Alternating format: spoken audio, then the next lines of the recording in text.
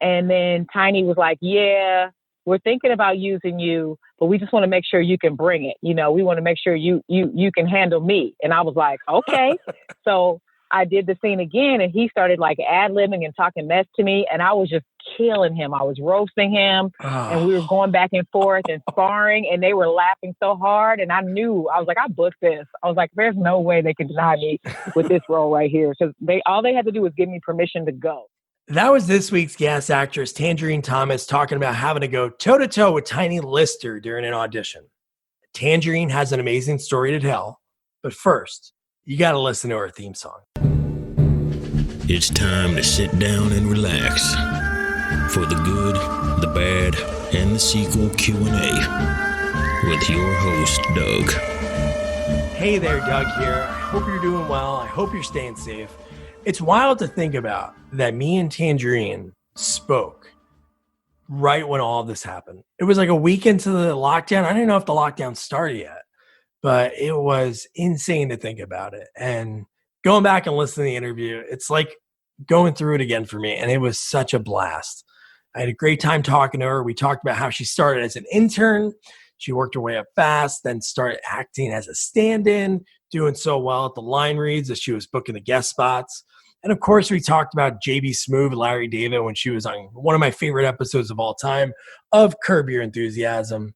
Working with Omar Gooding on Family Time on Bounce TV. Famous in Love, Zane's The Jump Off. Of course, the next sequel review that we're going to be doing, which is I Got the Hookup too. So much more. And I did sell Tangerine a little short in that little teaser. She's not just an actress. She's a model, a content creator, comedienne. She's her own agent, a boxer. And of course, she's a host. She hosts two really hilarious shows that she has on all her social media channels and on YouTube. One is on Tuesdays. It's called Tanjareens Top Talent. It's at 3 p.m. PST. And on Thursdays, it's called Shoot Your Shott, which is a hilarious dating show that you have to watch. That's at 3 o'clock PST as well. So make sure you check that out. And I'll put all those links to her YouTube channel, which has some hilarious sketches with her and her husband, Clayton Thomas. They are funny. And I love just the vibe of their show. I love sketch comedy, and you guys will love it too. So, and also I put all of her social media links in the episode notes as well, so you can check it out. Before I start this amazing interview, which I know you're going to love, if this is your first time here, welcome. Subscribe wherever you're listening, because we have some other amazing folks that I've interviewed that have really cool journeys on how they got to Hollywood and how they navigated their way. And they're all a lot of fun. It's my favorite thing I get to do. And then we review movie sequels that were there in it. It's such a blast with me and my co-host, Jamie. Now it's time for Tangerine. I'm doing great. Awesome. Thanks yay. So, yay. I set an alarm on my phone. I set a 6:15, didn't hear it, and then I said another one go off at 6:25, and I looked at my phone and said, oh, shoot, today's the day. So, hello. Yeah, that's my wife in the morning. She's a teacher, and she sets like the 5 o'clock, the 5:15, the 5:18, the 5:20. Yeah, you need them. Because if I had done that the other day, I would not have missed you, because I had no reason to look at my calendar. I normally look at it, several times throughout the day. But since it's lockdown, don't worry, I'm in. Look at it. Yeah, I'm in Jersey, and we're in the same predicament, so don't worry about it. Oh, I thought you were in San Jose. It's just the San Jose number. Oh no, it's just the number for Zoom. No, I'm not in San. I'm in New Jersey. Okay. So it's late out there. Yeah. My daughter goes to bed at like 8 o'clock, so it's like the best time to do it. Gotcha. So yeah, so sweet. So like, what I like to do with this is be able to find out how people started and then talk about little things along the way. So, where did you grow up? I grew up in Inglewood, California, and I'm still here in Cali. Wait, before I go on, is this recorded and put online as is, or do you? Oh no, okay, I make it pretty. Got it. Okay, cool. Yeah, because you didn't like introduce me or like say anything. Oh no. So wait, what's happening? Yeah. Okay. No, so what I do is I do like a little intro beforehand, and then I'll like bring it in. So yeah, no, I let people know who you are and everything.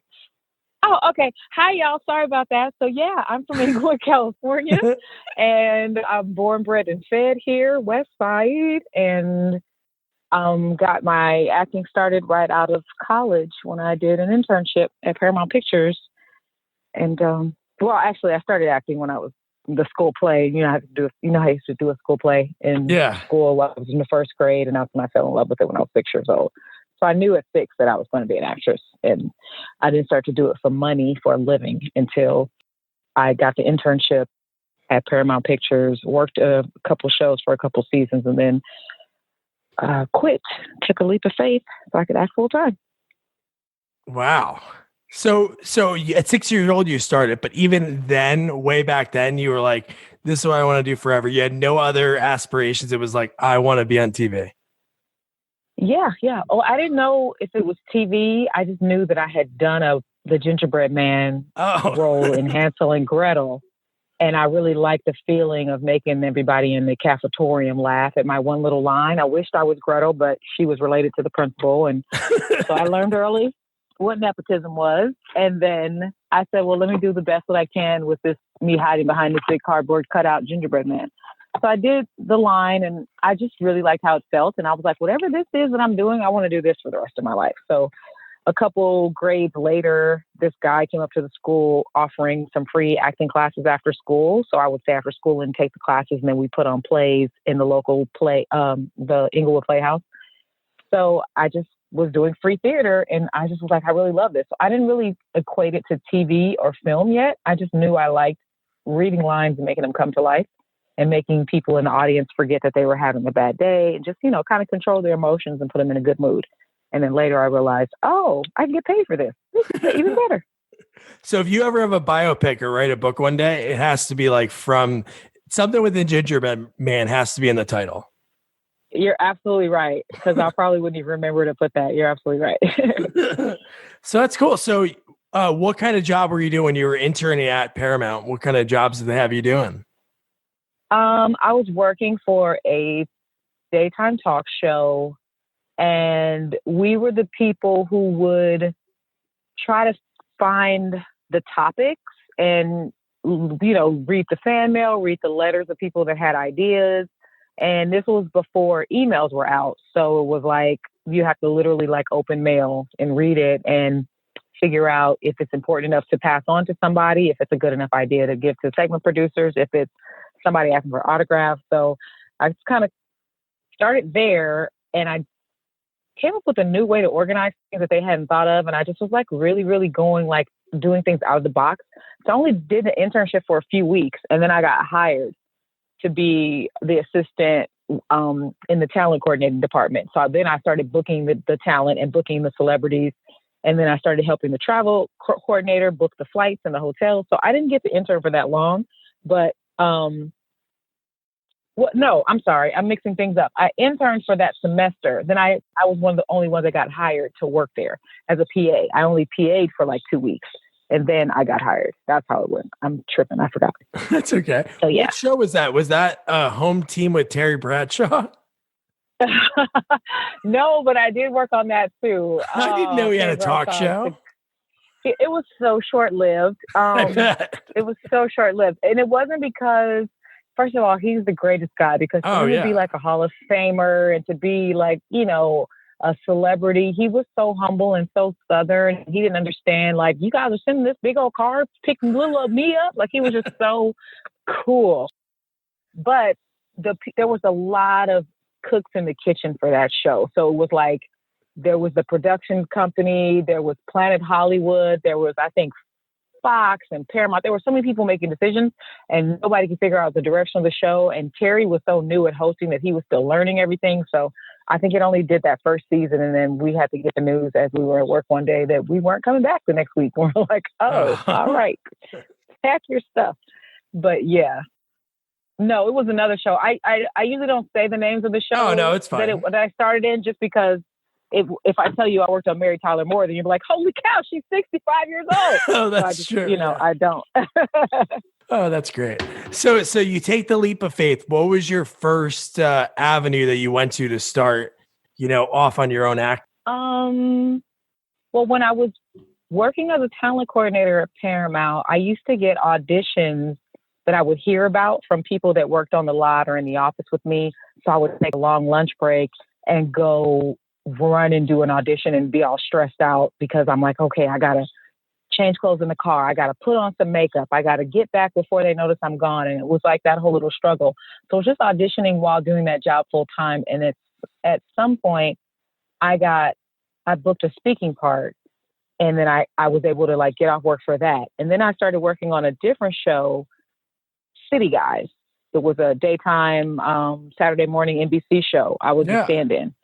And I started to, and a stand-in, if you don't know, is the person that just kind of, it's different for film and for TV. For film, you stand in spots so that the cameras can light that actor later. And then you walk the way the actor would walk around the set. And then the real actor comes in and fills in for you. You filled in for them, obviously you stood in for them, but then you come back and tell the actor, okay, this is the blocking, this is what you do. And the actor does their thing. In TV, when you're on a sitcom as a stand-in, you're actually playing all the co-star and guest star parts until they cast that person. So I would come in and get to work on my acting chops every week. You read the script at the table read. You would pretend to be these other characters for the producer and the network run-throughs. And then when they would hold their auditions, that person would get booked. And then you would tell that person, hey, this is what we did in rehearsals. This is what you're going to do. Oh, well, wow. I was fortunate enough to end up being a stand-in who also would book some of those co-star roles because they would hire somebody to do it. And then when that person would show up, they would go, you know what, we actually like the way Tangerine did it all week.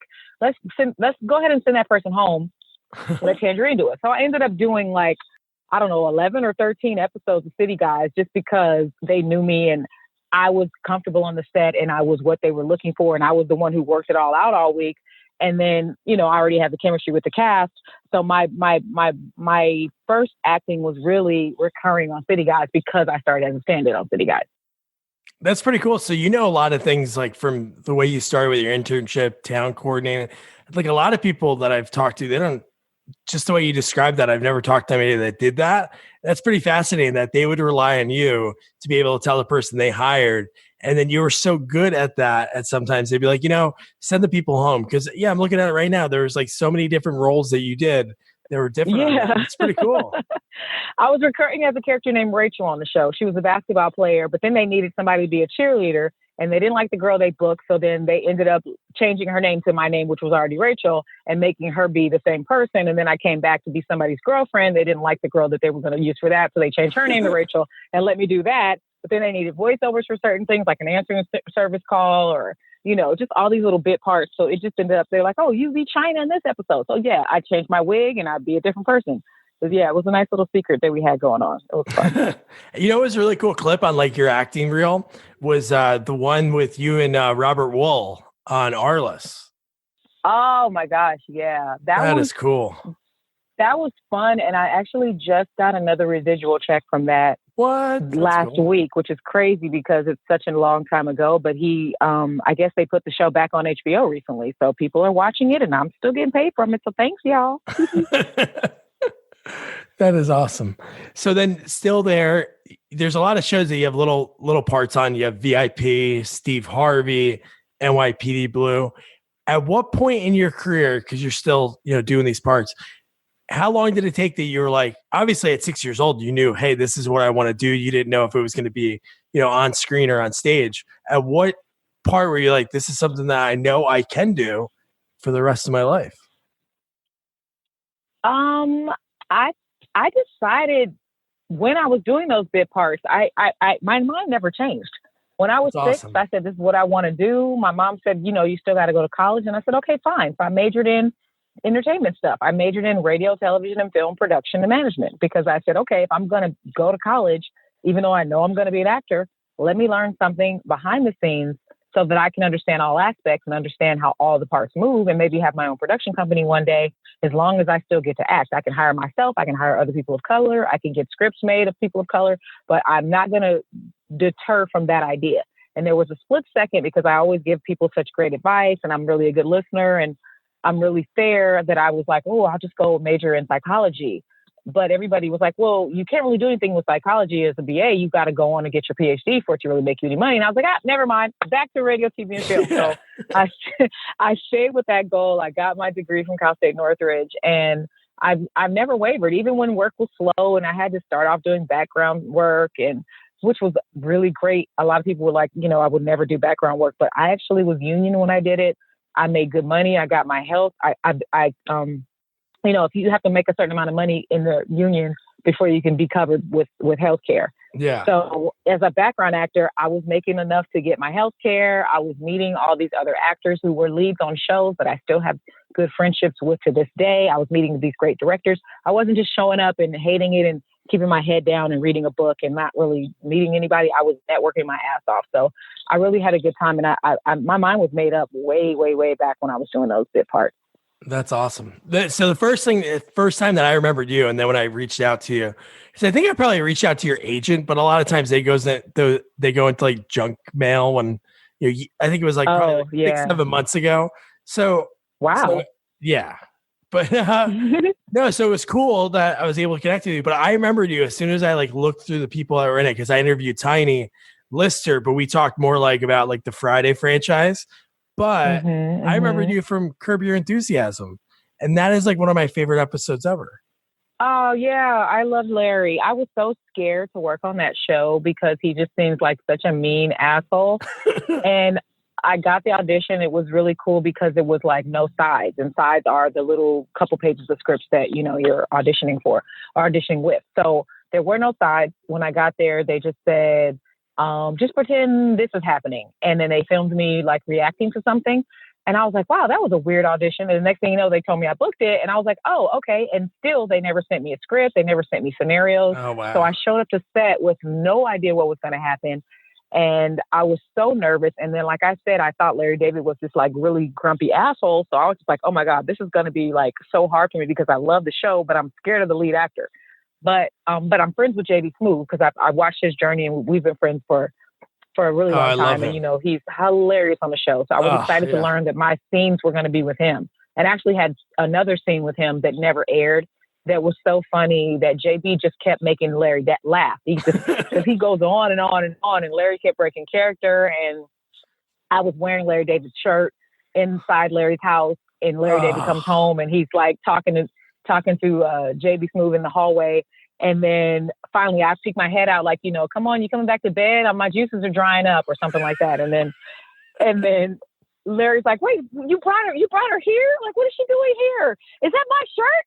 Is she in my bedroom? Like that kind of thing, but it didn't make it. But it ended up being a great experience because he was super nice to me. He talked to me between takes and he was just really genuinely warm. And I was like, oh my God, he's nothing like I thought he was going to be. And I'm so grateful for booking this. And people like every month hit me up saying, is this you on Curb Your Enthusiasm? So it was a good booking.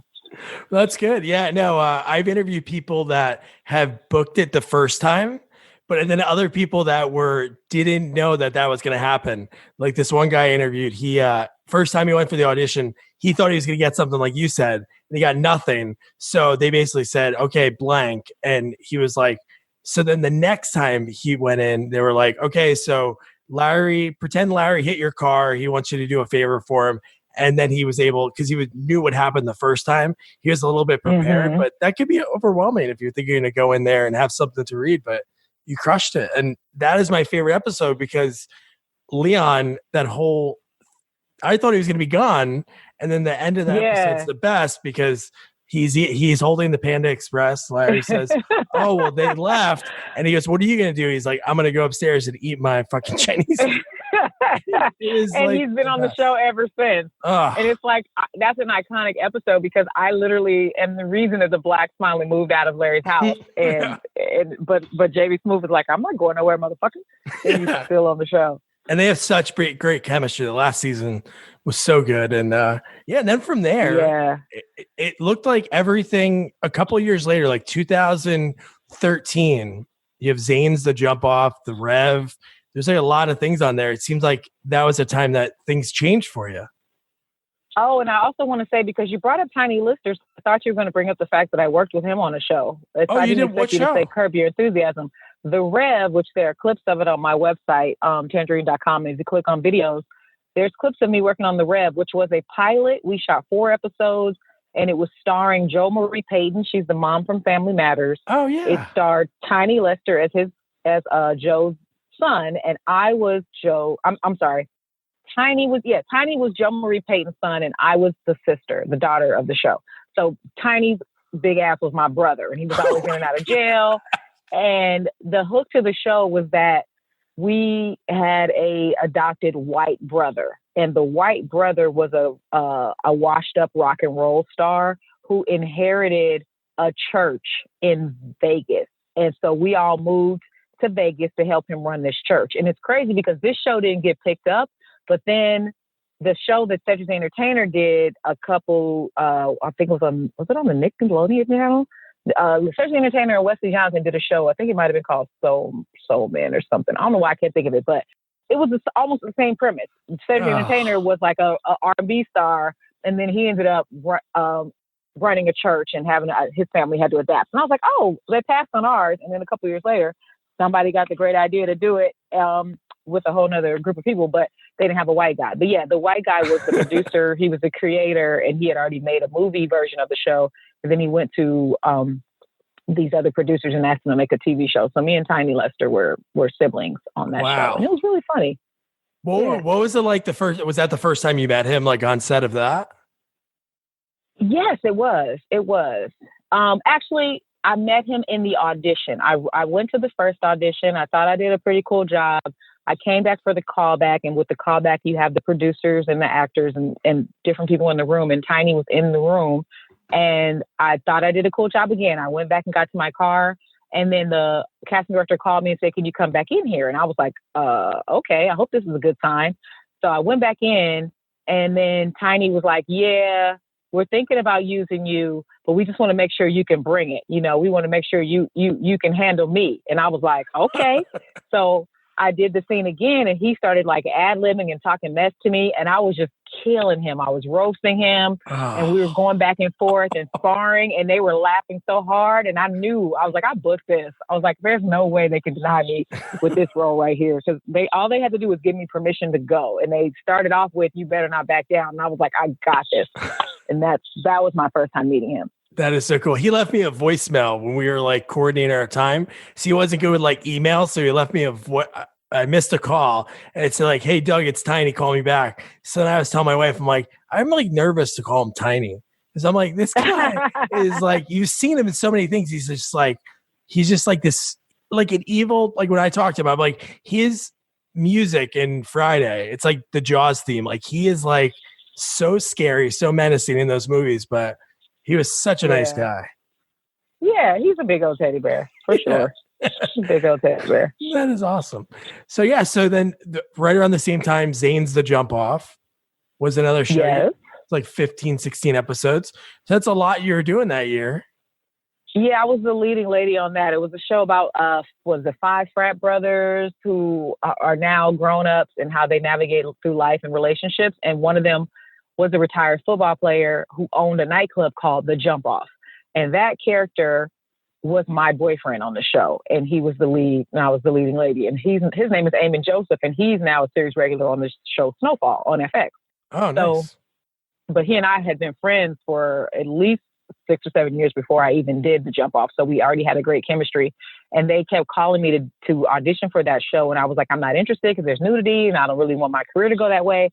And I kept turning him down. And then finally, Eamon himself called me and said, "You know what? I think you'd be great for this. And, you and I know each other really well. We have a chemistry. I think we'll be comfortable with one another. Would you please come and audition?" And when I got to the audition, he was in the room, and we were able to just really, like, again, I could ad-lib, I could be comfortable, and they could see that we got along really well. So I ended up booking that and working with Eamon, and it was great because some of the stuff was shot in Miami. So they flew us out there to do it. And it was, it was a really cool experience. That's cool. So that's the thing that's great about this, like talking to people, is like this is something you want to do at the age of 6, and then you're getting flown out to Miami. You're able to do all these act with people, all those connections, like you said, you're able to make over the years. It makes it that much easier. You're like, oh, that guy. My first trip out of the country was acting. So you're absolutely right. Like getting to go to Miami, some Nigerians wanted me to do a movie for them. And I was like, Nigerian movies suck. I don't want to do one of those. They don't pay anything. And then somebody that I knew personally who lived out here, who was Nigerian, who was directing something, was like, well, would you just please do my movie? And I was like, I don't want to. But I did his movie. Then he asked me to do another movie. And when I did the second movie, I met a celebrity actor who lived in London, who was making his own movie, who said, well, will you come to London and do my movie? And I was like, if you pay for it, I'll go. So they put me up, they flew me out. I got my passport ready, and Nigerians are not organized. So they were so slow on set. And I was only supposed to be out there for a couple of weeks, and they weren't done with me. And a couple of nights before I was supposed to leave, they were like, we have to finish this movie. We are not bringing her back. We have to finish. We have to finish. They didn't finish. So I flew back home, and then they flew me back out there like the next month, and I got my second trip to London on them. So I was like, this acting thing is really cool. Yeah. And I've never saw the movie, but I don't care because I had them pay me in pounds because I know those were worth twice as much as the dollar at the time. And I had a great little time. That is awesome. Look at that. You knew what to get instead of the right currency. That's good. Yeah. So one thing that on here is pretty cool. So how did you get into, obviously, I'm sure you obviously have an agent and somebody says, hey, you'd be perfect for this, but you were the voice on the Grand Slams. Yeah. I've done about, I don't know, maybe 26, 27 commercials as the egg for the Grand Slams, which is an animated, I don't know if it's considered animated. They call it stop motion, but it's puppets that they animate and our voices go with the puppets. But I was the egg. There was bacon, hash brown, coffee, toast. I think a bacon burger came in for a guest star as my boyfriend. Like, it was just so much fun because it's written by the guys who do Robot Chicken. Oh, and sweet. So that's a really edgy kind of show as it is. And we had an episode that was kind of like The Hangover, where we all woke up sleeping on the Denny's counter because most of our episodes took place on the countertops of a table in Denny's. We woke up and nobody remembered what happened the night before. And Pancake had a tooth missing and he had white stuff coming like out of his face. And it was like, oh my God, did he do drugs? So then we flashed back and showed what happened the night before and why all the Grand Slams were loaded. Like, it was a really fun job, and it was not for kids, but kids could enjoy it. But it was awesome. It went for like 4 years. That's awesome. I gotta check that out. I'm a big fan of Dan Lippert. He's a really good improviser. He was the Pancake. Yeah, I met him on that. Yeah. He wrote some of them too. Oh yeah, that's awesome. So like I said in the email to you, and I was not kidding, there's so much, you're going to think, I'm not going to ask you how old you are, but like me growing up, there was like obviously cable, like my dad had the illegal black box. So like we see like all of the channels, but still, even then, even with those channels, there was like one HBO, like HBO East and West, Cinemax, Showtime. There wasn't like as much, just think of how many channels there are now. And like when when I was doing research for you, and I'm like, Family Time, let me check that out. And then I'm like, me personally, I've never heard of Bounce TV. But then I click on the people in it. I'm like, I grew up. It's so weird to see Omar Gooden, even though I'm a dad now. It's weird to see him as a dad because I remember Wild and Crazy Kids. Hanging with Mr. Cooper. Like, there's so many things that I love him on. And you and his back and forth are so great on that show. Thank you. Yeah, thank you.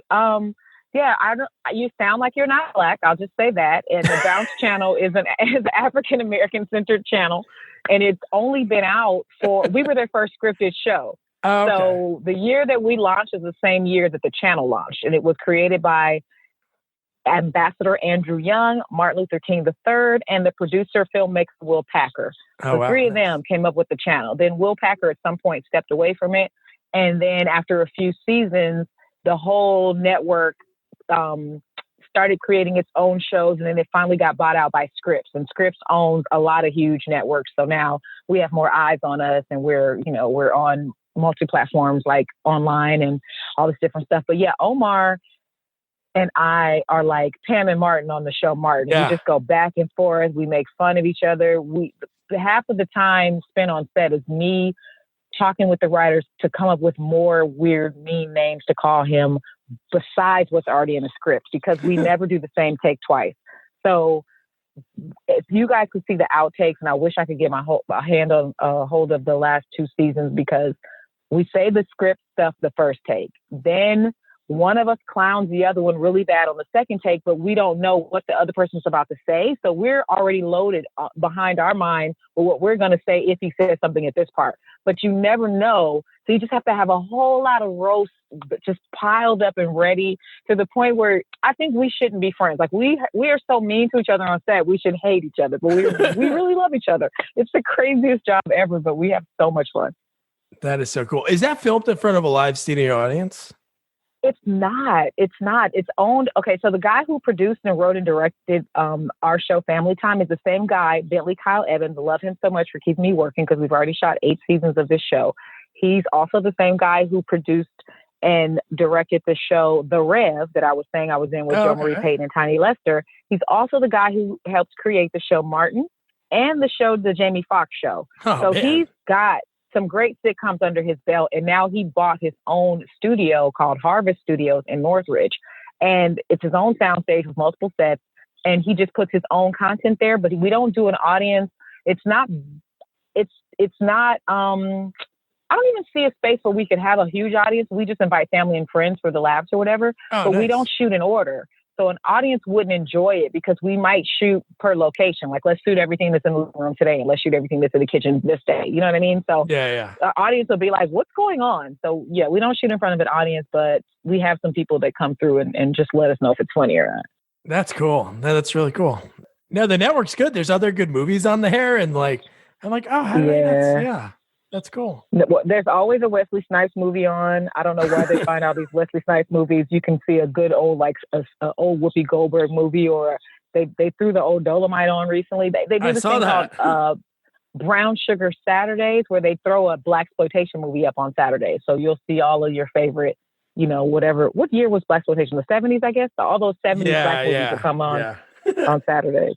No, when I searched for the show on Google, it gave me the option for like Amazon, and on Amazon, you just said Brown Sugar. There's like a Brown Sugar channel on Amazon. Yeah. Mm-hmm. That's their app, and that's their app where you can watch all of the movies or our shows. It's like $3.99 a month or something. That's awesome. So is it in the works for like more seasons that are going to be coming out? Yeah, they actually, even though we already shot season 8 and it hasn't aired yet, it's supposed to premiere in October. They just called me last week and said, "Hey, we're about to get in the pitch. We're about to get in the writers' room and pitch some more ideas for season 9. So let us know if you have any ideas for your character Rachel."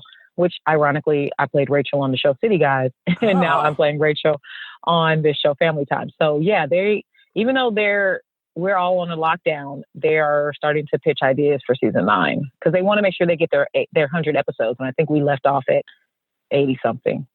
Oh yeah. No, that's big to get to 100. So what was it like meeting Salt and Peppa? It was legendary. It was so cool, especially because not only did I meet them, but I got to play like them on the show. Which one was I? The light hair is not Salt. Okay, I was Peppa. And the girl who plays my sister on the show, Angel Conwell, she's also leading right now on the show Bigger on BET. She was on Young and the Restless. She was in the movie Baby Boy, playing opposite Omar Gooding as boyfriend and girlfriend, which is crazy because then they dated in real life for like 4 years. And now they're playing husband and wife on Family Time, if I may take you down that whole little tree. Wow. But yeah, so so she's my sister on the show Family Time. Actually, she's the lead. I'm her sister. And she was playing the role of Salt. I was playing the role of Peppa. So we got to dress up like them, put the wigs on, try to do the dance moves like them. And then they were in the episode with us telling us, no, that's not how we do it. This is how we do it. And so it was just a lot of fun to meet them because obviously we all know their music. They're international, rap stars. So it was super cool. It was super, super cool. That is awesome. So I got the hookup too. The first one came out, I think it was kind of almost 20 years before that, or like 97, I think the first one came out. Yeah, it was 20 years exactly when they started shooting the sequel. So it came out 21 years later. Wow. I think it's 99 that it came out.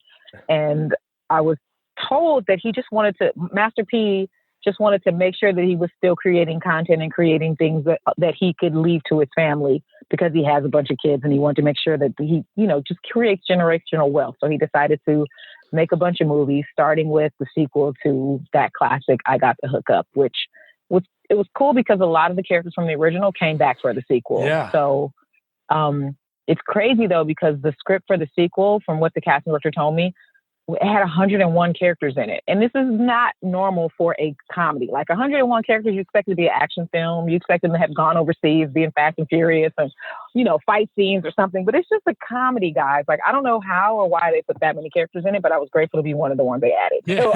So I was the lead guy's baby mama Bree. And it was fun because it was just a fun set, because it was so many different social media creators on set. It was so many comedians.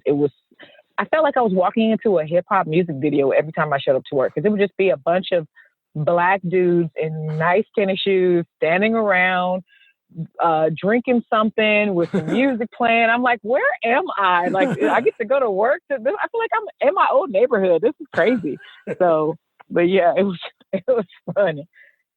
No, growing up, like I loved listening to Master P growing up, and that movie it was like, obviously Ice Cube was super successful, and there's other people that made the transition, like Ice-T. Look at him; he's been on. Geez, I think that show's on for like another I think they just signed like another 5 or 10 year deal.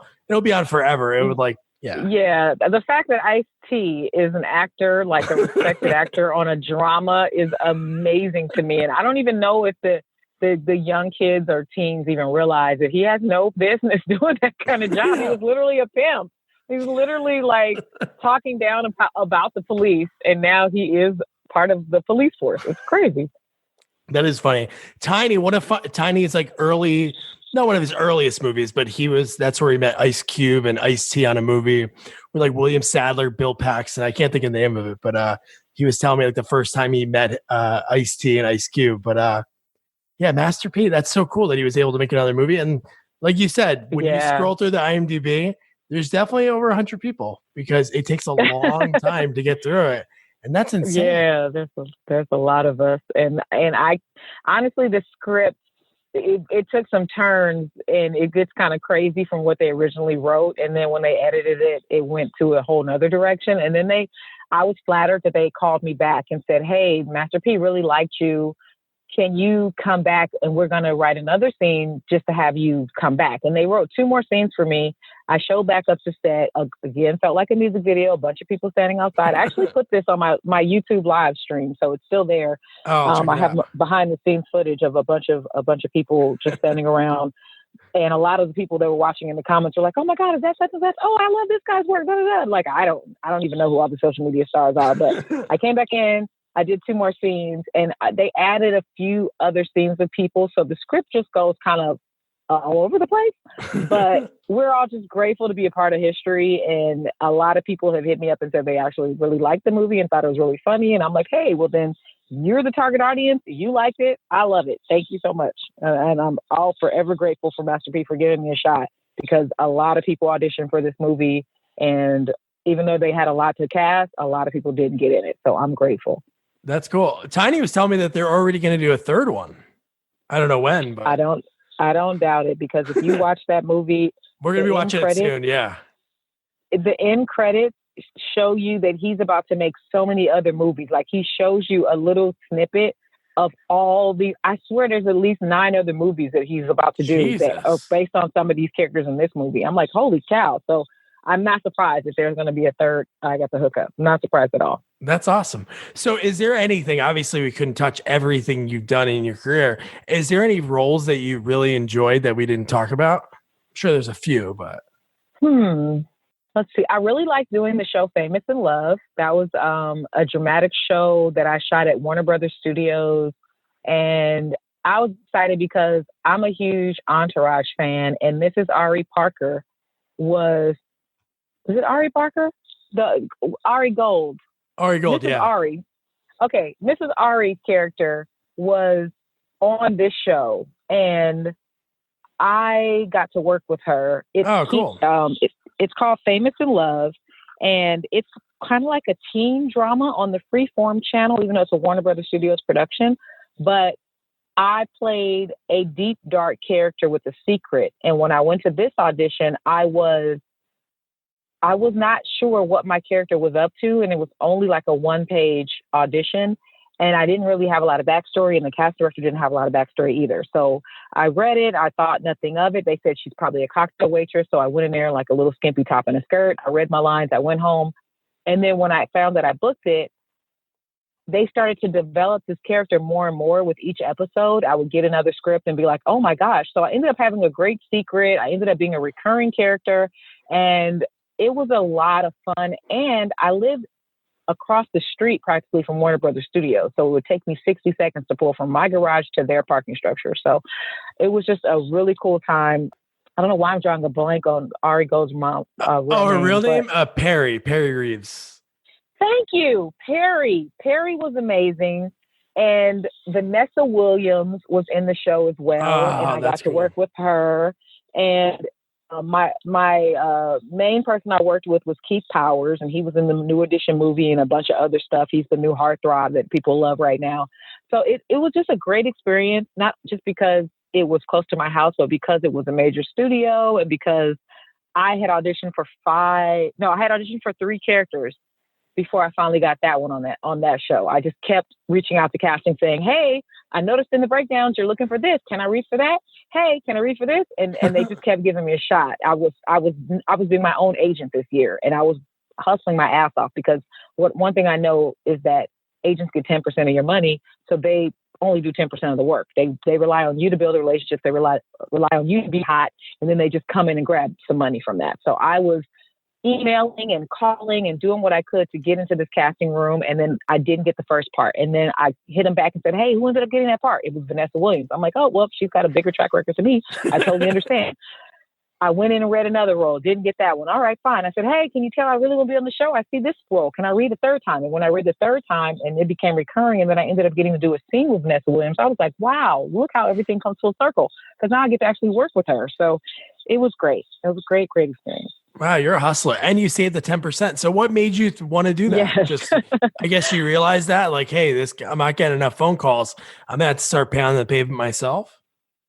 Yeah, well, most of my roles do come from my own relationships. I've taken a lot of actor marketing classes and a lot of actor business classes, and I'm from LA. So most of the people I've seen come out here, try it for a few years and go back home. Like, this is my home. So I met almost everybody in Black Hollywood for sure. And then I'm, meeting a lot of people in mainstream Hollywood. But I know for a fact that when I reach out to somebody and I actually reach out, not just from a desperate place of, I need a job, please hire me, but from a place of, you know what, I'm really good at this. And I see you're looking for someone who can do that. How about we partner and let's make some money together? If I come with them from a place of what I can offer them, adding value, I usually am able to get my foot in the door, show them, hey, you might not have heard of me, but look at all these credits, look at my reels, look at my look. Let's see how we can work together, because I'm pretty sure I can be an asset. I'm really professional. I'm punctual. How can I help you? I'm a producer, so I know what you need. I'm going to make sure that I'm an asset and not, a liability. Let's work. And that's pretty much how most of my stuff has come to me. Wow. Did you ever think about one day like directing at all? Because all the ins and outs, it seems. You know what? I respect directors too much. I'm a content creator. So anybody who's listening, I would love it if they looked me up on YouTube and Facebook, because I do put out really funny sketches, and I work much more consistently on my own work than I do on TV shows. And I've actually got way more fans. Like when I walk through the airport, my husband is a comedian and an actor and a content creator as well. His name is Clayton Thomas. When we walk through an airport, people recognize us. Even when we were overseas in January, we went to London, Paris, and Rome.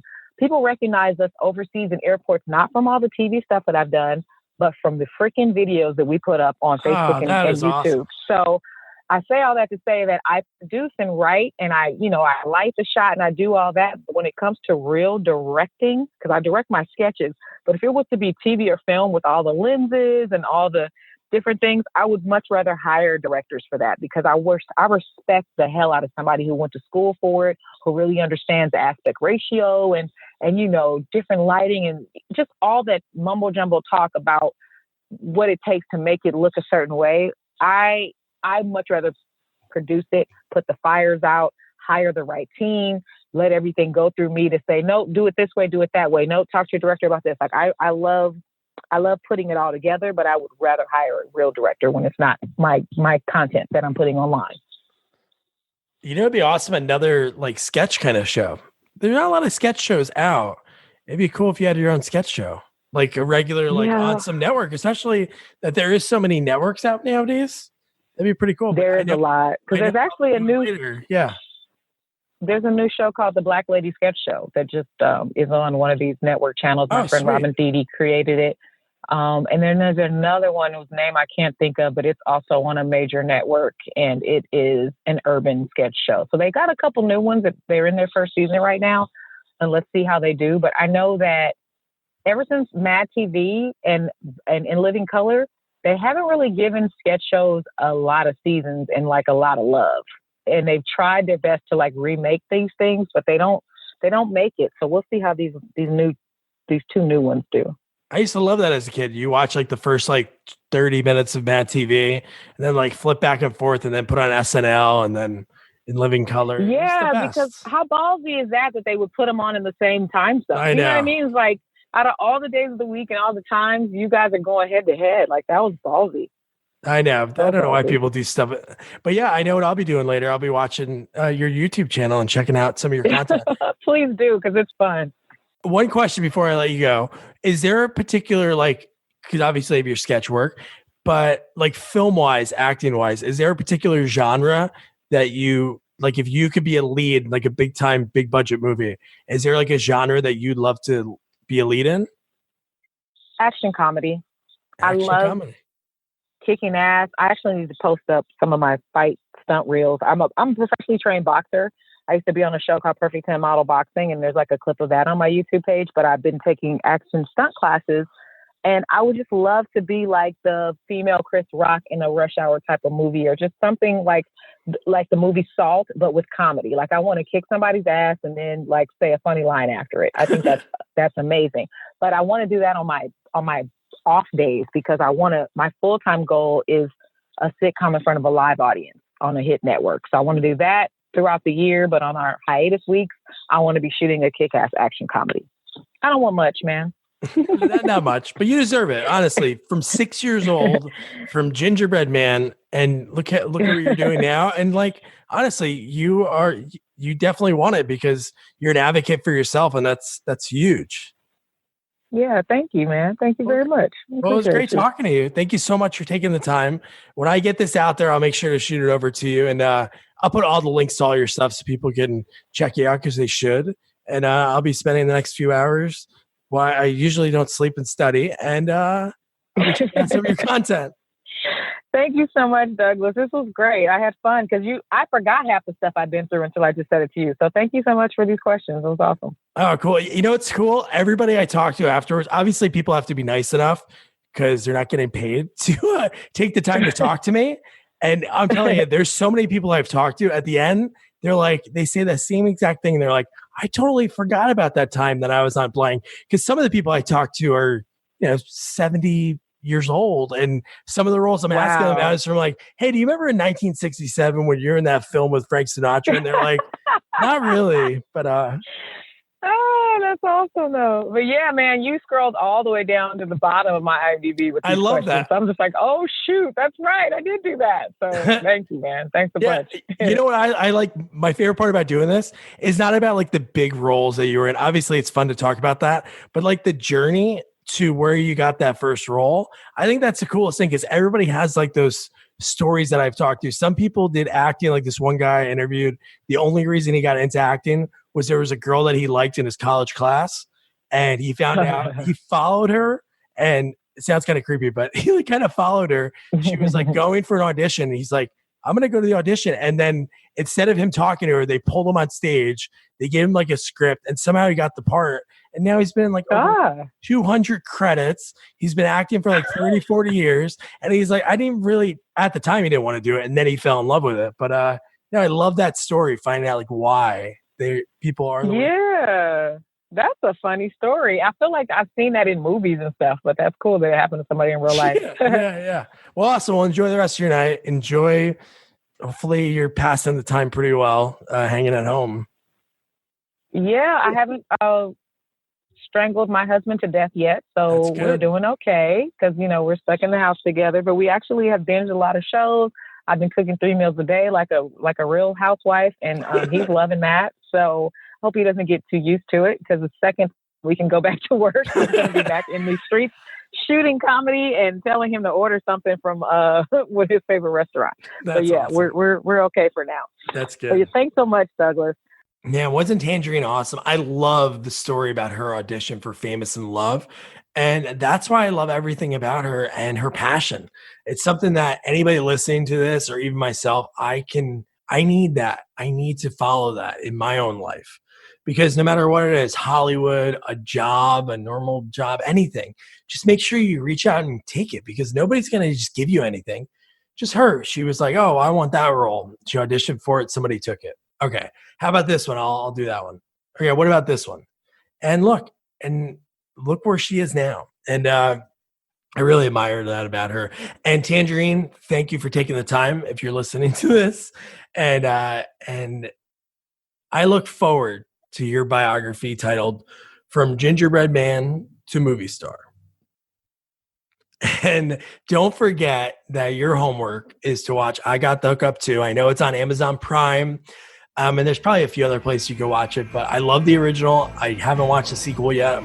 And don't forget to review, rate, share our podcast, follow us on all social media at Sequels Only.